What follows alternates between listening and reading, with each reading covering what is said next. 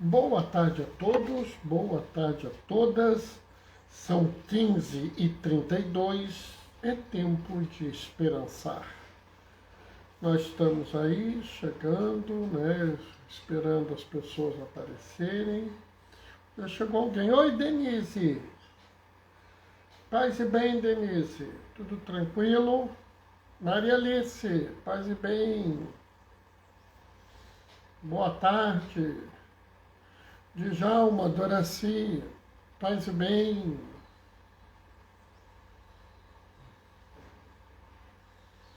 E aí, pessoal, como são as novidades?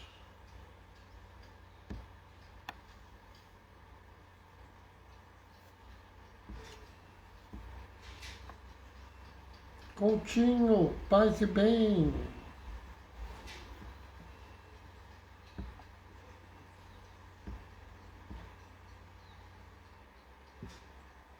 Estamos chegando aí, pessoal.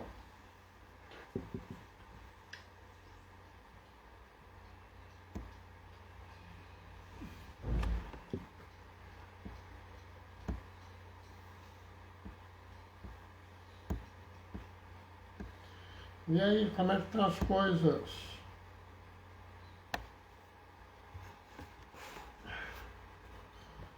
Denise, feliz retorno à igreja. Gostei de ver você ontem na paróquia. Oi, Ana Paula, paz e bem.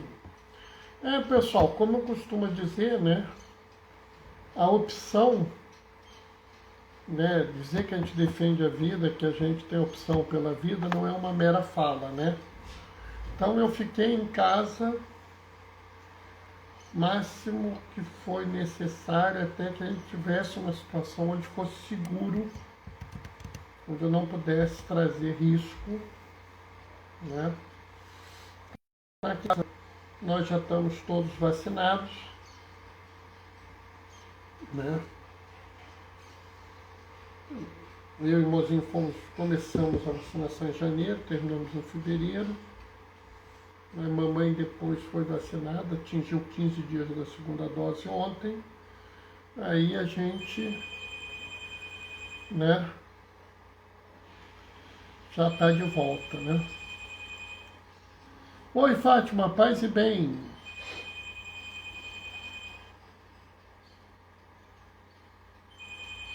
Ana Paula está falando assim, estou muito feliz porque a Aline já voltou a publicar. Opa, que bom, maravilha. Né? Que bom. Muito bom saber disso, não estava sabendo não. Muito bom saber. E aí, pessoal, quais são as novidades aí? Estamos chegando, daqui a pouquinho a gente vai começar, né? Hoje é muito interessante porque é uma parte, é um momento muito importante do Evangelho de João que a gente está começando a ver, né? E eu não sei, eu acredito que a gente veja a segunda parte desse Evangelho amanhã. Eu não sei porque eu não vejo, né? Eu espero dar o dia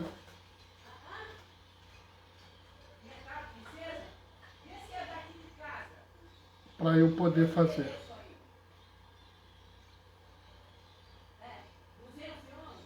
Oi, Fernando.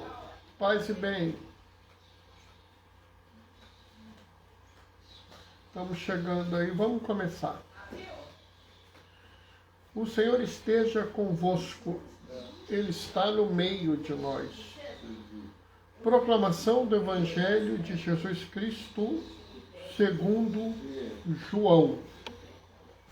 Depois que Jesus saciara os 5.000 homens, seus discípulos o viram andando sobre o mar. No dia seguinte, a multidão que tinha ficado do outro lado do mar constatou que havia só uma barca, que Jesus não tinha subido para para ela com os discípulos, mas que ele tinha partido sozinho. Eles tinham partido sozinhos. Entretanto, tinham chegado outras barcas de Tiberíades, perto do lugar onde tinham comido o pão, depois que o Senhor ter dado graças. Quando a multidão viu que Jesus não estava ali, nem os seus discípulos, subiram às barcas e foram à procura de Jesus em Cafarnaum. Quando o encontraram do outro lado do mar, perguntaram: Rabi, quando chegastes aqui? Jesus respondeu: Em verdade eu vos digo, estais me procurando, não porque vistes sinais, mas porque comestes pão e ficastes satisfeitos. Esforçai-vos, não pelo alimento que se perde, mas pelo alimento que permanece até a vida eterna, e que o Filho do Homem vos dará.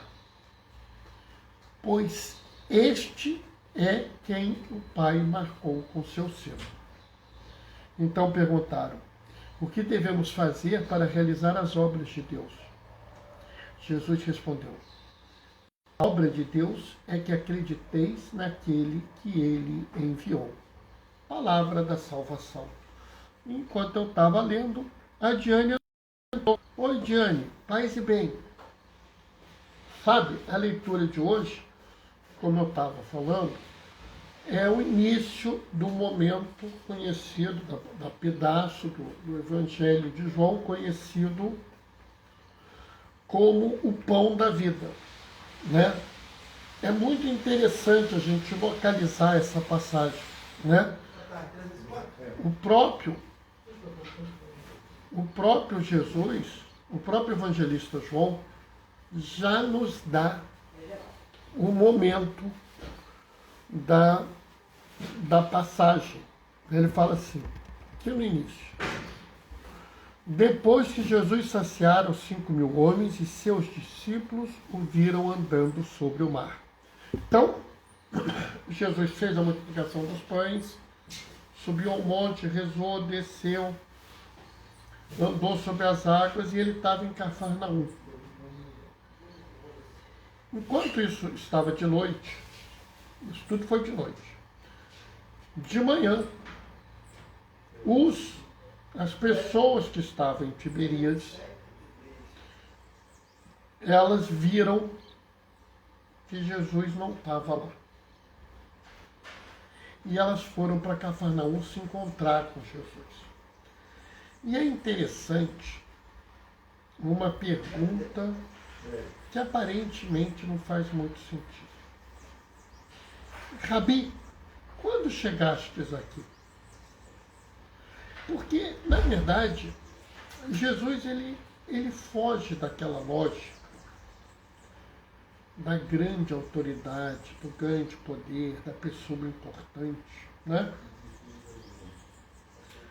As pessoas importantes, as pessoas com grande poder, com grande expressão, todo o movimento delas era público, era conhecido, todo mundo sabia o que eles estavam fazendo, né? Quando você tem esse grupo, eles raciocinam assim. E essa pergunta já mostra isso. E é aí que Jesus faz uma resposta que a gente precisa entender. Porque ele primeiro fala assim: em verdade vos digo, estáis me procurando não porque vistes sinais. Vamos nos lembrar. João fala em sinais. E quando João fala em sinais, ele fala sobre os milagres. Aqui João não chama milagre de milagre, João chama milagre de sinal. Por que João faz isso? Porque João, ele já está falando para os cristãos. Ele já está falando para aqueles que seguem Jesus. E aí ele fala o seguinte: são sinais que Jesus é Deus. Vocês viram os sinais, né? E isso já deveria ser motivo suficiente para que as pessoas acreditassem que Jesus era Deus e isso estava resolvido. E se você acredita que Jesus é Deus, tudo se torna, de certa forma, irrelevante. Não interessa quando ele chegou, não interessa como ele chegou, porque Deus é Deus. E ele chega quando ele quer. Né? Na verdade, hoje em dia a gente compreende até que Deus não chega em lugar nenhum, porque ele já está em todo lugar. Né? Então, essa coisa, né, é uma coisa que a gente tem que ter muita clareza, porque na verdade o que Jesus está questionando é justamente a dificuldade das pessoas de, vendo o que Jesus fez, entender que ele é Deus. E ele vira e fala assim: vocês estão aqui porque comestes pão e ficaste satisfeitos. Ele está falando até, inclusive, o seguinte: não adianta eu multiplicar os pães, porque vocês, em vez de ver a multiplicação dos pães e verem um milagre, vocês veem que estão satisfeitos, e isso é que é importante. É como se o grande milagre teria sido encher a pança deles, não a própria superação da limitação. Entendem isso? De certa forma, essa visão é uma visão que transforma a multiplicação dos pães apenas num ato de comer comida. Você tira até o valor, vamos dizer, comunitário daquilo. Por isso que ele fala: vocês estão aqui não porque vocês viram sinais, mas porque vocês comeram pão e ficaram satisfeitos. Uma abordagem, uma visão totalmente materialista desse sinal. E aí ele fala assim: esforçai-vos não pelo alimento que se perde, mas pelo alimento que permanece até a vida eterna. Daqui a pouco, provavelmente amanhã, ele vai introduzir o conceito do pão da vida, da Eucaristia, da ação de graça. Mas observa que isso está diretamente ligado à realidade da Páscoa. Só que tem uma frase que chama muita atenção. Porque quando Jesus fala isso, eles perguntam: que devemos fazer para realizar as obras de Deus? Obviamente que aqui eles não estão perguntando como fazer o que Deus faz, porque isso seria idolatria, seria querer se colocar no lugar de Deus, e isso não é um raciocínio. O judeu da época não aceitava nem sequer pronunciar o nome de Deus. Né? Inclusive, quando a gente está no movimento interreligioso, no movimento ecumênico, a gente tem que tomar muito cuidado, porque a gente tem algumas pessoas tão preocupadas em dar nome para Deus. Né? Então tem, por exemplo, o Senhor Javé, Jeová, Javé. E essas expressões, se você está no meio, se você está numa reunião e você tem, se você tem judeus no meio, eles ficam muito perturbados de você dar o nome a Deus. Então eles não estão aqui dizendo que eles querem realizar as obras tão grandes quanto as obras de Deus. Oi, André, paz e bem. Eles estão dizendo aqui as obras próprias daqueles que seguem a Deus. Bernardo, como assim? Vocês se lembram quando João Batista manda os seus discípulos perguntarem a Jesus: você é o Messias ou eu devo esperar outro? O que Jesus fala? Vejam o que está, digam a ele o que está ocorrendo. Que os cegos veem, que os surdos ouvem, que os bancos andam, né? Então, havia um grupo de atividades que eram próprias de Deus, mas a obra de Deus. E a obra de Deus é a justiça. Né? Ontem eu falei que a Páscoa é uma ação que envolve justiça, amor e misericórdia. E existe uma obra de Deus que nós, enquanto seres humanos, podemos fazer. Que não é a gente transformar um coxo, um manco, em andar. Não, a gente não consegue fazer que o coxo ande normalmente, que o cego veja. Mas as obras de justiça, de amor, de misericórdia, as nossas ações solidárias, né? Que eu atualmente não gosto muito de falar em caridade, não, prefiro falar em solidariedade. As ações solidárias são obras daquele que segue Jesus. Observa a frase de Jesus. A obra de Deus é que acrediteis naquele que ele enviou. Entende isso? Isso é muito importante. A obra de Deus é que você acredite naquele que ele enviou. Quem é que Deus enviou? Jesus.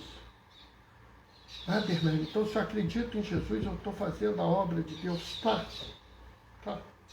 Mas lembre-se que acreditar em Jesus é mais do que dizer assim, eu acredito em Jesus. Jesus é o meu Senhor. Não. Acreditar em Jesus é você agir como ele pediu que você agisse. É você se posicionar no mundo como ele pediu que você se posicionasse. Entendem isso? Agir com Jesus, agir da forma como Jesus ensinou, é de fato você crer em Jesus. Jesus é um homem concreto, ele pede que nós façamos atos concretos. Jesus não é uma pessoa de, é mais ou menos, é por aí, é quase isso. Não. São atos concretos. Então, dizer que você acredita em Jesus, que você segue aquele que ele enviou, que é Jesus, que você segue aquele que Deus enviou, é agir da forma como ele agiu. E aí é interessante porque se você agir da forma como Jesus pede que ele age, você não se esforça mais pelo alimento que se perde, mas pelo alimento que permanece até a vida eterna. Porque à medida que você se converte, que você passa a ver todo o mundo pela ótica de Jesus, todo o resto muda de figura. Né? Todas as suas prioridades se modificam. E você passa a se preocupar com coisas que os outros não se preocupam.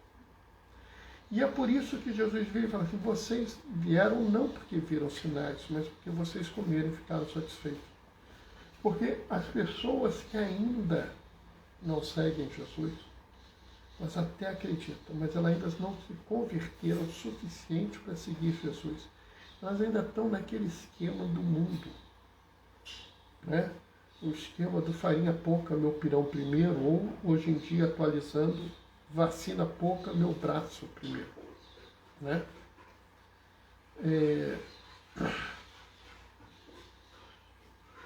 A gente tem que entender, pessoal, que à medida que você começa a colocar o mundo inteiro na perspectiva do Evangelho, as suas prioridades vão mudar. Aquilo que para você é muito bom hoje, com o tempo vai perder todo o sentido. Não é que a gente não queira as coisas do mundo. É que apenas a gente vai dar mais importância àquilo que pode salvar a todos nós. Entende? Né? A gente vai começar a ver que aquela frase que o Papa Francisco fala na Laudato Si, tudo está interligado, não é apenas uma fala. É uma realidade. Como tudo está interligado, a própria satisfação nossa passa pela satisfação dos outros. A nossa alimentação passa pela alimentação dos outros. A nossa possibilidade de sobrevivência passa pela sobrevivência dos outros. E a nossa salvação passa pelos outros.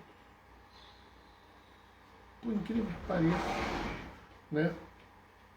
Ninguém pode se salvar sozinho. Não existe aquele que olha e fala assim, eu vou passar minha vida isolado de todo mundo, sem contato com ninguém, e vou ser salvo. Talvez 1, 2, 10, mas o modo ordinário, o modo normal, é nós abrirmos mão do alimento que se perde e buscarmos o alimento da vida eterna. E esse alimento só pode ser obtido se eu acredito naquele que Deus enviou, que é Jesus. E eu só acredito em Jesus se eu começo a agir no mundo da forma como Jesus agiu. E Bernardo, como é que acaba essa história? História do pão da vida, a gente não vai saber como é que acaba agora, porque provavelmente amanhã a gente continua. Oi, Francisco! Paz e bem! O que é importante é a gente entender isso, né? Que nós estamos na frente do Evangelho. Nós ouvimos os relatos dos sinais, acreditamos em Jesus. O que é essencial agora, para que a gente possa desfrutar do pão da vida, é começar a agir como aqueles que acreditam em Jesus. Amém? Bom, pessoal, o que eu tinha para falar hoje era isso, né? Essa passagem de hoje, a passagem do pão da vida, ela não está toda aqui, então acredito que amanhã a gente tenha a continuação do Evangelho, né? Que é uma continuação interessante, porque Jesus meio que provocou eles, mas vocês não estão vindo atrás de mim porque vocês acreditam em mim, vocês estão aqui porque vocês comeram bem, ficaram satisfeitos, e aí eles vai ter um confronto e esse confronto, esse questionamento termina com Jesus afirmando, eu sou o pão da vida. Acredito que amanhã tenha essa parte, vai ser uma parte muito interessante, vai valer a pena a gente acompanhar e refletir sobre ela, tá? Mas o que eu tinha para falar hoje era isso. Daqui a pouco, tá, no nosso IGTV, mais tarde eu vou subir para o YouTube. Eu estou meio atrasado com o YouTube, estou subindo o máximo que eu posso a cada dia. Hoje, como teve vacinação no Instituto, ficou meio puxado, então só subi um. Acredito que agora, mais à tarde, eu vou subir mais um para vocês. Tá? Mas para o IGTV já está lá. Tá? Bom, pessoal, vou me despedir pedindo antes que vocês deem um pulinho no blog do Gaioso, Diaconia da Palavra, blogspot.com, tá? Vai lá. E eu vou me despedir deixando aqui a minha bênção e marcando o encontro com vocês amanhã às 15h30. O Senhor esteja convosco, Ele está no meio de nós. Ana Paula, obrigado. Não precisa agradecer não, Ana, estamos aqui para isso. O Senhor esteja convosco, Ele está no meio de nós. Por intercessão de Maria Madalena, desça sobre vós e permaneça para sempre. A bênção do Deus Todo-Poderoso, Ele que é Pai, Filho e Espírito Santo. Aqueles que podem, fiquem em casa. Os que precisam sair, usem máscara. Teve a oportunidade, toma a vacina Combinado? Glorifiquem o Senhor com a vossa vida. Vamos em paz e que o Senhor nos acompanhe. Beijos e bênçãos, pessoal. Até amanhã, 15h30. Tchau, tchau.